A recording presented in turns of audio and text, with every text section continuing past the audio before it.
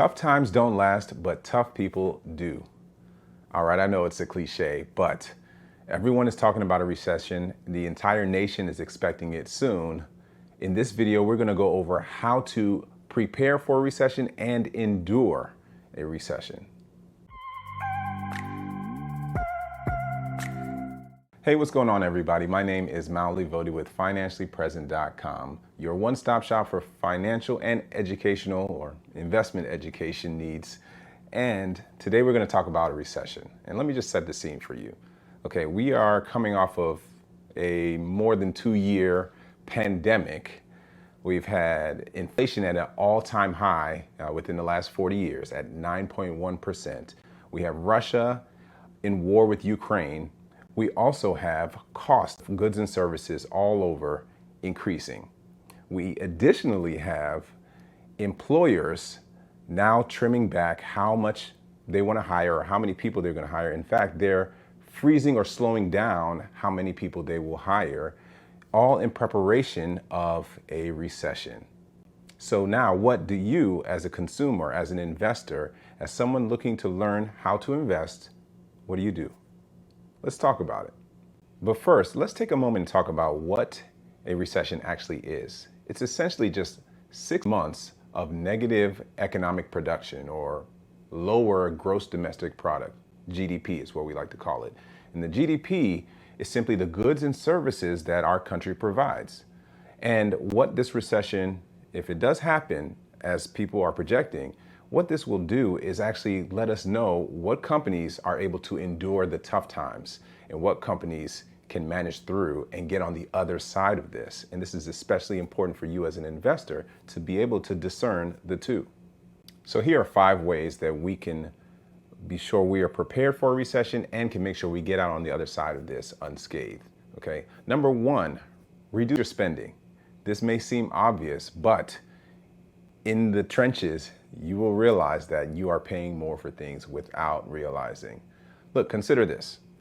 This is not the time to go on a vacation that you didn't plan or buy a car that you don't need.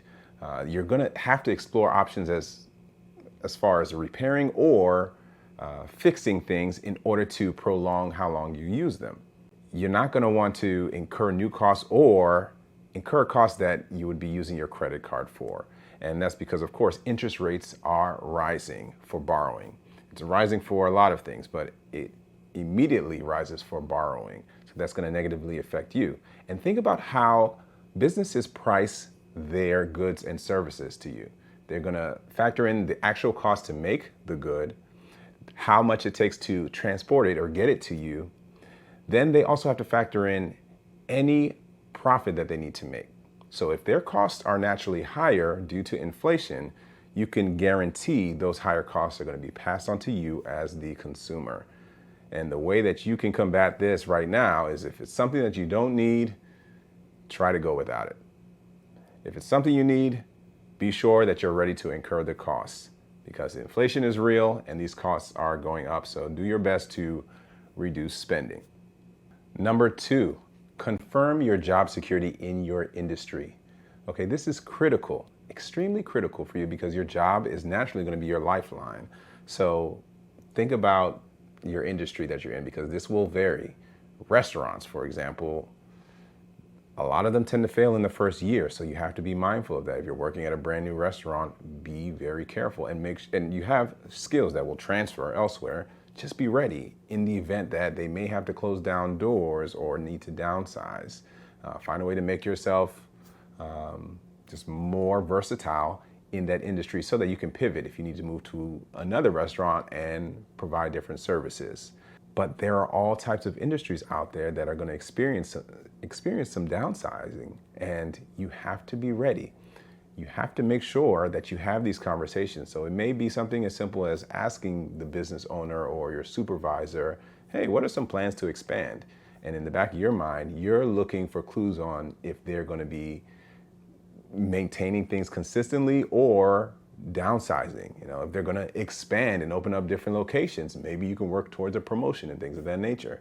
If you happen to be on a contract, this is something where you look ahead to see if there are future contract efforts that are lined up that need that type of work.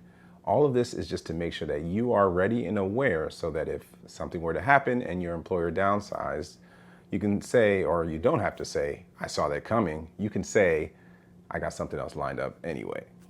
But these are all different clues to make sure that you have an idea of the weather that's going to be coming in the next several months regarding your industry. Number 3, increase your skill set. This is probably even more important than the first one because I always think you should be ready and always looking for different opportunities to enrich yourself. And when it comes to increasing your skill set, I'm not saying you need to go and get your bachelor's degree or take out a loan and get your master's and things like that. No, I'm talking about certifications and licenses that you can get on your own or through your current employer that will enable you to be sharper, more special in your industry, or new certifications or licenses that will allow you to pivot into other industries that you desire, okay? Other industries that you desire. And I'll give myself as an example. When I was a stockbroker, there was a point where we were all getting licensed as financial advisors, so additional studying for Series 66, which wasn't going to be an issue, but at that point I was looking to transition. So on my own, I got a certified fraud examiner's license. And this is a license that is recognized in whether it's healthcare, IT, project management, contracting. People are known to have this certification in different fields. So I knew that I can use it to help me pivot into different areas because I knew I was looking for something different at the time. Use that as a model for finding something that will help you pivot, but increase your certifications and licenses so that you have more reach, as long as this fits with your goals and what you're trying to do. Number 4, build your emergency fund. I've said it before, and this is still just as important. Okay, you need to have 2 to 3 months of your living expenses ready, but set aside from your normal spending, because if there is some type of emergency where you lose your job, you want to avoid having to use credit to just live, or you also want to avoid selling your investments when you don't want to sell them. Okay, so this means having some money set aside or designated for this type of situation. And this is going to vary from industry to industry because some people, their industries are high in demand. Like if you're in the IT sector, it can be very easy to find certain jobs. So having 1 to 2 months of your emergency fund or your cost of living may be acceptable. But there are other industries where it takes a little bit longer to make sure that you find your new place of employment. So 3 months may be the most important number or most important indicator of where you should be saving towards. This is extremely important. In fact, I would probably put this at one of the number 1 tips. You have to have an emergency fund because it also helps you as an investor, which leads me to my last tip. And number 5, keep investing. Do not, I repeat, do not let the idea of a recession deter you from investing or trying to invest. In fact, this is the most important time to continue investing. The stock market has shown to be very resilient after recessions. You'll be able to see that it's consistently trended upward after these type of contractionary events called recessions or even bear markets. The market does go up after this, okay?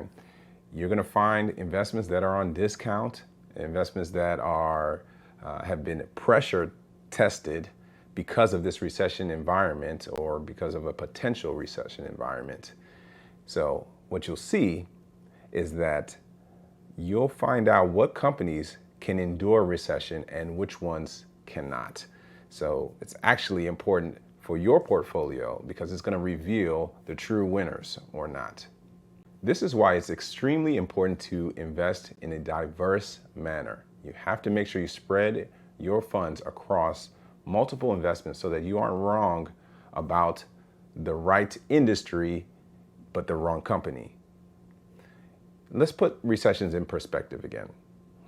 On average, they happen every 7 to 8 years. But if we look at 1948 up until now, there have been 11 recessions, and they last on average about 10 months apiece.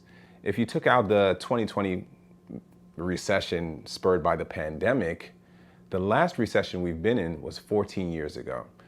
So now think of companies that are older than 14 years and younger than 14 years, and pay very close attention to see how companies continue to perform after this. There you have it. These are your 5 greatest tips in order for you to prepare for a recession and make sure you make it out on the other side unscathed.